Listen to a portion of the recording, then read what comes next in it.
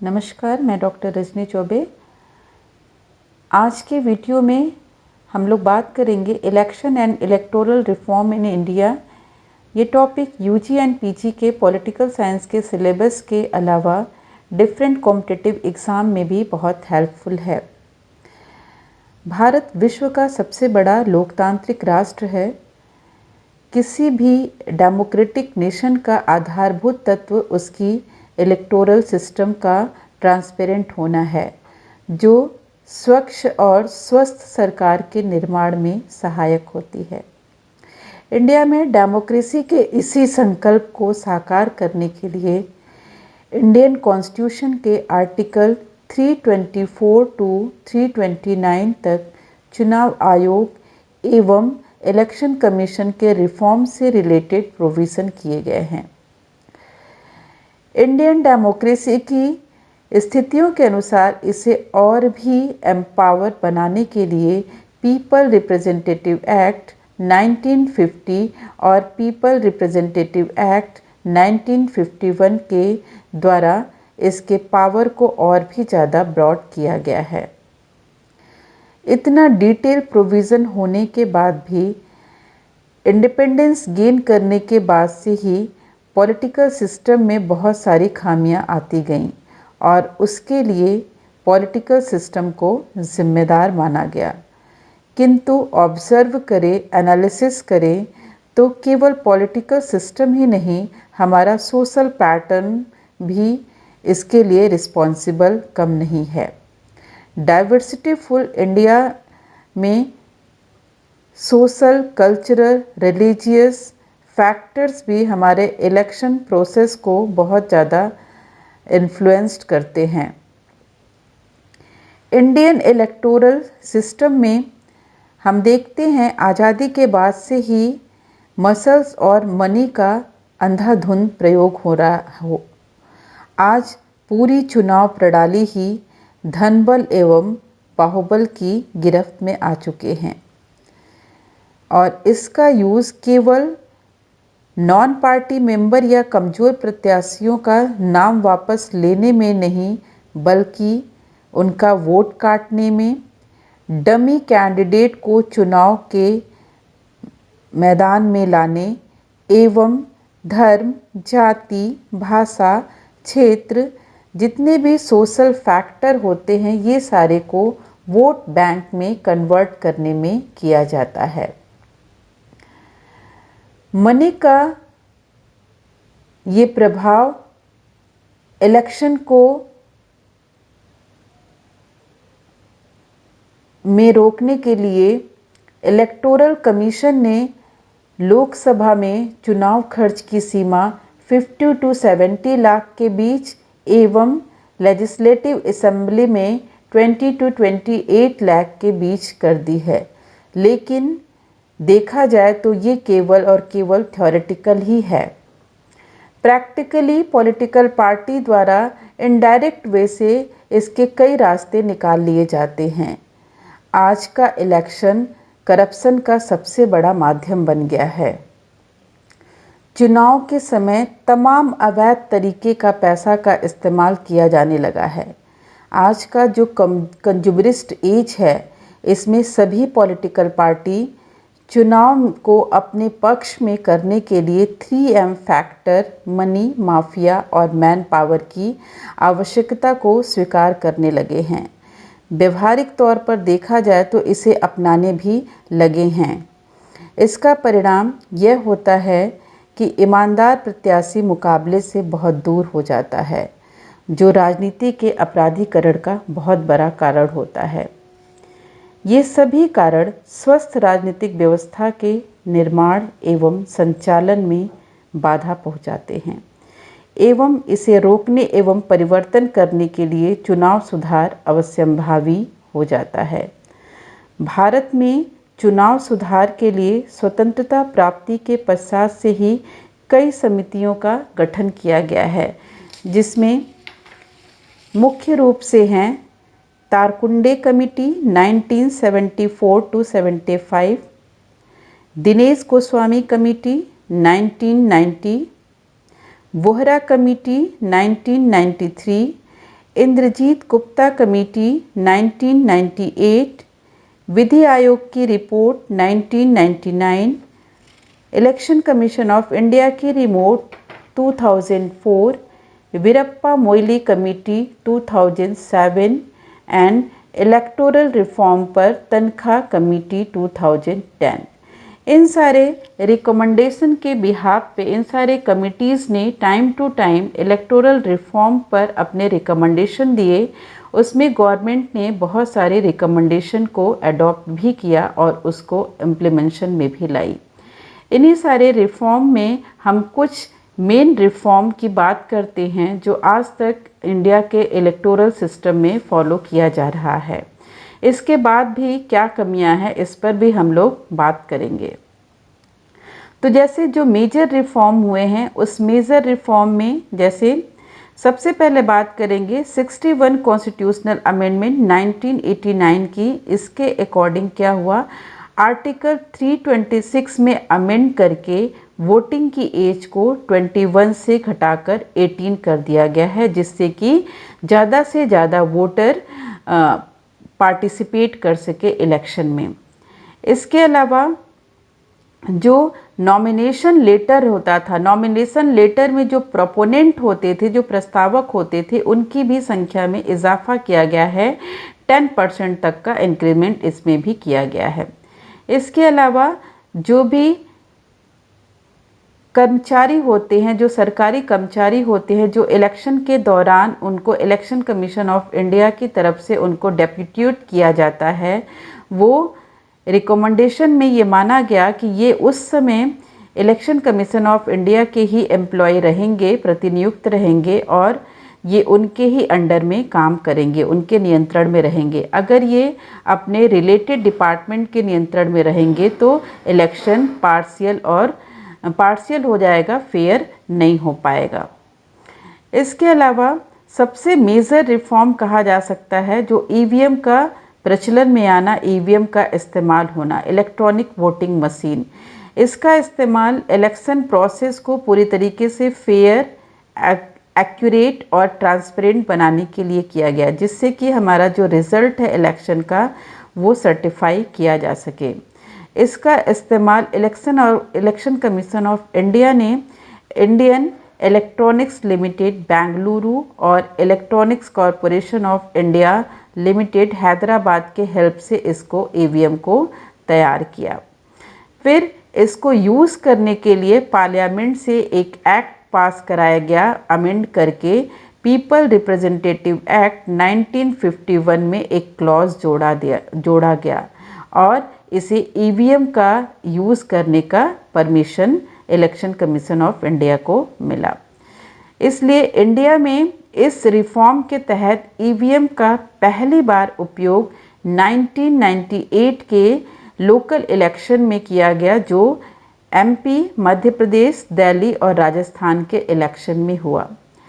पहली बार पूरे स्टेट में ईवीएम का यूज गोवा के लेजिस्लेटिव इलेक्शन में हुआ था। लेजिस्लेटिव असेंबली इलेक्शन 1999 में हुआ था।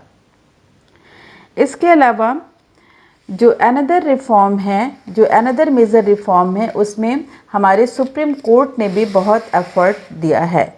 जैसे पीपल रिप्रेजेंटेटिव एक्ट 1951 का क्लॉज 84 ये प्रोविज़न करता था कि किसी भी एमपी या एमएलए को तब तक क्रिमिनल नहीं माना जा सकता है जब तक कि जो हायर या सुप्रीम कोर्ट में अगर उसके अगेंस्ट कोई अपील पेंडिंग है तब तक उसको क्रिमिनल नहीं माना जा सकता था। और इसी के मद्देनज़र बहुत सारे क्रिमिनल जो है इलेक्शन फाइट भी करते थे। लेकिन पीपल रिप्रेजेंटेटिव एक्ट की 1951 की क्लॉज 84 को इसने सस्पेंड किया। सुप्रीम कोर्ट ने उसकी संवैधानिकता का परीक्षण करने के बाद इसको समाप्त कर दिया। ये 10 जुलाई 2013 को सुप्रीम कोर्ट ने किया और इसी के डिसीज़न आने के बाद बिहार के लालू यादव और जगदीश प्रसाद शर्मा का लोकसभा की सदस्यता को समाप्त किया गया और उन्हें 10 वर्ष और 11 वर्ष की सज़ा दी गई, जिसके आधार पे उन्हें 11 वर्ष और 10 वर्ष के लिए लोकसभा की सदस्यता के लिए अयोग्य ठहराया गया। ये भी बहुत बड़ा एक डिसीजन है, ये भी जिसके आधार पे हमारा चुनाव सुधार संभव हो पाया है। फिर इसके अलावा एग्ज़िट पोल पर भी बैन लगाने का रिफॉर्म हुआ, जो हमारे चुनाव परिणामों को प्रभावित कर सकता था फेयर इलेक्शन के, तो इसलिए एग्ज़िट पोल पर भी प्रतिबंध लगाया गया है। इसमें भी पीपल रिप्रेजेंटेटिव एक्ट 1951 के अकॉर्डिंग ये कहा गया कि जब से वोटिंग स्टार्ट होती है और वोटिंग की समाप्ति होती है, उसके आधे घंटे बाद तक एग्ज़िट पोल को बैन किया जाएगा। इसके अलावा लोकसभा और राज्यसभा का जो इलेक्शन होता है, उसके एग्ज़िट पोल का अगर पब्लिश किया जाता है, कोई पब्लिश करता है, तो उसे पब्लिश करने पर 2 वर्ष की जेल या जुर्माना या दोनों उसको पनिशमेंट के रूप में दिया जा सकता है। इसके अलावा पोस्टल बैलेट के माध्यम से भी मतदान का प्रोविज़न किया गया है। उसमें ये किया गया है कि जितने भी एम्प्लॉय होते हैं, पब्लिक एम्प्लॉय यानी कि सरकारी कर्मचारी होते हैं, और जो डिफेंस के लोग होते हैं, उनको इलेक्शन कमीशन ऑफ इंडिया के परमिशन के साथ पोस्टल बैलेट के थ्रू उनको वोटिंग का राइट मिले। इसके साथ ही जो फॉरेन में रहने वाले एनआरआईज होते हैं, जो भारतीय नागरिक होते हैं, उन्हें भी पोस्टल बैलेट के थ्रू मतदान का अधिकार दिया जाए, जिन्हें कि किसी अन्य देश का नागरिकता हासिल नहीं है और उनका नाम किसी न किसी इलेक्टोरल लिस्ट में, किसी इंडिया के किसी पार्ट के इलेक्टोरल लिस्ट में उनका नाम हो, तो उनको पोस्टल बैलेट के थ्रू इलेक्शन में वोट करने का राइट दिया गया। इसके साथ अभी 2022 के जो इलेक्टोरल लेजिस्लेटिव असेंबली के जो इलेक्शन हुए हैं, उसमें ये प्रोविज़न किया गया कि जो भी कोविड सफरर है, उनको भी इस तरीके का पोस्टल बैलेट के थ्रू वोटिंग का राइट दिया जाए, और जो बहुत ही ज़्यादा ओल्ड एज के हैं, जो पोलिंग बूथ पर जाने में कैपेबल नहीं हैं, उनको भी पोस्टल बैलेट के थ्रू वोट करने का राइट दिया गया है। इलेक्शन कमीशन ऑफ इंडिया ने ये प्रोविज़न किया है।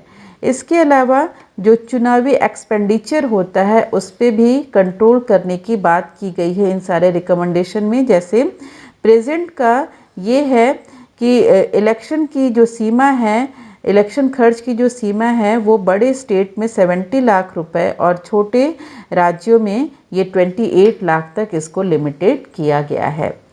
इसके अलावा इलेक्शन कमीशन ऑफ इंडिया ने ज़्यादा से ज़्यादा वोटर्स को इलेक्शन से जोड़ने के लिए और वोटिंग को पार्टिसिपेटिव बनाने के लिए 25 जनवरी को वोटर डे के रूप में मनाने का भी उसने फैसला किया है, और तब से आज तक भारत में 25 जनवरी को वोटिंग डे के रूप में वोटर्स डे के रूप में मनाया जाता है। इससे वोटिंग अवेयरनेस होता है, जो 2011 से स्टार्ट हुआ है। इसके अलावा ये भी प्रोविज़न किया गया है कि जो भी राजनीतिक चंदा दिया जाता है किसी को भी, किसी के भी द्वारा राजनीतिक पार्टियों को, अगर वो अमाउंट 20,000 से ज़्यादा का है, तो उस अमाउंट की जानकारी जो है इलेक्शन कमीशन ऑफ इंडिया को देनी होगी। ये है। इसके अलावा बहुत बड़ा मेजर रिफॉर्म माना जाता है, जैसे ईवीएम मेजर रिफॉर्म है, उसी तरीके से नोटा या राइट टू रिजेक्ट का जो प्रोसेस है, इसको भी मेजर रिफॉर्म के रूप में हम लोग देखते हैं, जो 2013 से माना गया है। ये भी बहुत इम्पॉर्टेंट मेजर रिफॉर्म है। इसका मतलब होता है none of the above. NOTA यानी नन ऑफ द अबव। इसमें क्या होता है कि जब किसी वोटर को किसी भी कैंडिडेट के फेवर में वोट देने का मन नहीं करता है, या किसी भी वोटर को वो पसंद नहीं करता है, तो उसके पास ये ऑप्शन अवेल होता है, जिसको राइट टू रिजेक्ट या नोटा कहते हैं। इसका प्रोसेस क्या होता है कि फिर नोटा के विकल्प पे वो बटन दबाता है, वो किसी को भी अपना वोट कॉस्ट नहीं करता है। इसके पहले ये प्रोविज़न था कि अगर किसी वोटर को कोई भी कैंडिडेट नहीं पसंद है, उसको फेवर नहीं करना चाहता था, तो वो प्रिसाइडिंग ऑफिसर को वो उसको बताना होता था, और साथ ही एक रजिस्टर पर अपना नाम और साइन करना होता था जिससे कि सीक्रेट जो बैलेट होता है वो अफेक्टेड होता था। ये बहुत उसके लिए हार्मफुल होता था। इसके साथ ही ईवीएम का जो एक इस्तेमाल स्टार्ट हुआ है, ईवीएम पे भी बहुत सारे क्वेश्चन मार्क हुए, तो उसका भी सॉल्यूशन निकालने के लिए एक अनदर टेक्निक का यूज़ हुआ जिसको वीवीपैट कहा जाता है, voter verifiable paper audit trial. इसमें क्या होता है, ये ईवीएम से पूरी तरीके से इंडिपेंडेंट है, पूरी तरीके से अलग है। इसमें ये वोटर्स को परमिशन देती है कि वो ये सर्टिफाई कर सकते हैं कि उनका जो वोट है वो उसी कैंडिडेट को पड़ा है जिसको उसने डाला है। तो ये कैसे सर्टिफाई होता है, जब भी वोटर वोटिंग करता है तो उसी समय एक प्रिंटेड पर्ची या स्लिप निकलती है जिस पर उस कैंडिडेट का नाम रहता है जिसे उसने अपना वोट दिया है। इसके अलावा बहुत सारे टेक्निक्स का भी यूज़ हो रहा है, जैसे कि फ़ोटो रिलेटेड जो होता है वो आइडेंटिफिकेशन होता है, फ़ोटो कार्ड होता है। फिर इसके अलावा डुप्लिकेशन जो होता है उसको भी ख़त्म करने के लिए टेक्निक को लाया गया है। पूरी वोटिंग प्रोसेस की वीडियो रिकॉर्डिंग अब होती है। फिर इसके अलावा निर्वाचन आयोग ने एक कम्युनिकेशन सिस्टम को डेवलप किया है जिसका नाम है कोमेट। इस प्रोसीजर के थ्रू क्या होता है कि इलेक्शन के दिन जितनी भी पोलिंग बूथ होती है उनका जो है अब निगरानी पॉसिबल हो गया है। साथ ही जीपीएस का उपयोग करके भी जो वोटिंग बूथ हैं उनका रियल टाइम जो होता है उसको भी वॉच किया जा सकता है। मतलब कब से वोटिंग स्टार्ट हो रही है और कब से ख़त्म हो रही है उसकी वॉच करना, जिससे कि पूरी तरीके से फेयर इलेक्शन हो सके अलॉटेड टाइम में। इसके अलावा एक कोड ऑफ कंडक्ट को फॉलो कराने के लिए, जिसमें कि कॉमन मैन भी पार्टिसिपेट करके कोड ऑफ कंडक्ट के अगेंस्ट अगर उसका वायलेशन होता है तो क्लेम कर सकता है, तो उसके लिए इलेक्शन कमीशन ऑफ इंडिया ने सिविजिल ऐप को लॉन्च किया है। उस सिविजिल ऐप के through election commission of India को कोड ऑफ कंडक्ट के वायलेशन की जानकारी मिल जाती है। इसके साथ ही अब बात होती है कि क्या और भी कुछ एफर्ट है। ये सारे रिकमेंडेशन जो इम्प्लीमेंशन में आ चुके हैं, लेकिन हमारा इलेक्शन रिफॉर्म जो है एक मोटिव प्रोसेस है, कंटिन्यूअस प्रोसेस है जो ऑलवेज चलता है। तो इसमें और भी बहुत सारी बातें ये हैं कि और भी क्या रिकमेंडेशन के लिए अभी चर्चा चल रही है, क्या बातें हो रही हैं, क्या और सुधार की दरकार है। तो उसमें ये कि सोशल प्लेटफॉर्म होते हैं, सोशल मीडिया के जो प्लेटफॉर्म होते हैं इलेक्टोरल रिफॉर्म के लिए, और जो उनका इस्तेमाल होता है एडवर्टीज़मेंट के लिए, उसको भी रेगुलेट करने की ज़रूरत है। उसके लिए भी कोड ऑफ कंडक्ट बनाने की ज़रूरत है। इसके साथ वन नेशन वन इलेक्शन का जो मुद्दा है, इस पे भी बहुत ज़्यादा डिस्कोर्स की ज़रूरत है कि कितना सही है इलेक्टोरल रिफॉर्म के लिए, तो उसको भी आगे इम्प्लीमेंशन में लाया जा सकता है या नहीं। तो इस तरीके से, और इसके अलावा इलेक्शन के टाइम जो भी लीडर्स होते हैं जो इस तरीके के रिलीजियस प्लेसेस पे जाते हैं, धार्मिक नारे लगाते हैं, उनको भी रोकना चाहिए, क्योंकि हम एक सेकुलर नेशन में रहते हैं तो इन सारे का चुनाव पे असर पड़ता है, तो इसको भी रोके जाने की ज़रूरत है। तो ये खैर अभी आगे की बात है कि इसको कितना फॉलो किया जाता है, कितना इम्प्लीमेंशन में लाया जाता है, कितना इसके लिए लॉ बन पाता है। लेकिन कंक्लूज़न ये है कि इतने सारे रिकमेंडेशन होने के बावजूद, सुधार की इतनी सारी प्लानिंग होने के बाद, अगर हम 2019 के इलेक्शन की बात करें, जनरल इलेक्शन की, तो जो data election commission of India के पास प्रोवाइड किया गया था हमारे एमपीज़ के थ्रू, उसमें से 543 जो मेंबर ऑफ पार्लियामेंट हैं उसमें से 233 मेंबर्स ने अपने ही खिलाफ आपराधिक मामलों का डेटा दिया था, जो अगर हम कंपेयर करें तो 2009 की तुलना में 44% ज़्यादा है।